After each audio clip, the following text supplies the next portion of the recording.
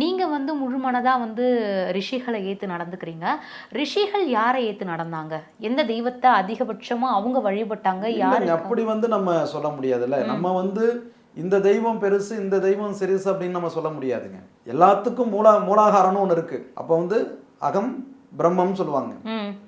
அப்போ நம்மளுக்கு மேலே ஒரு சக்தி இருக்கிறது.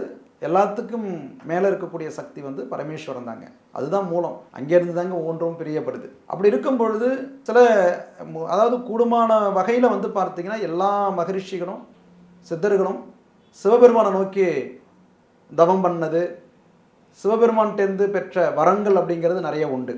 புரியுதுங்களா உங்களுக்கு? சிவபெருமானே தான் அவங்க வந்து ரொம்ப அதிகமாக தவம் பண்ணி அவங்கக்கிட்டே இருந்து இன்றைக்கி நிறைய இதிகாசங்களை எடுத்து படித்து பார்த்தீங்கன்னாலும் அதில் வந்து வரன் கொடுக்கக்கூடிய கடவுள் வந்து பரமேஸ்வரனாக தான் இருப்பார் இல்லையா?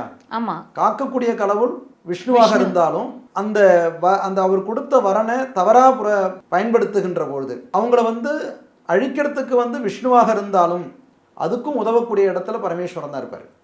ஸோ இது போன்ற ஒரு இதிகாசங்களையும் மகரிஷிகள் வந்து நம்மளுக்கு சொல்லியிருக்காங்க. அவங்களுடைய நூல்கள் எடுத்து படிக்கும்பொழுது அதில் நிறைய விஷயங்கள் அதில் வரும்.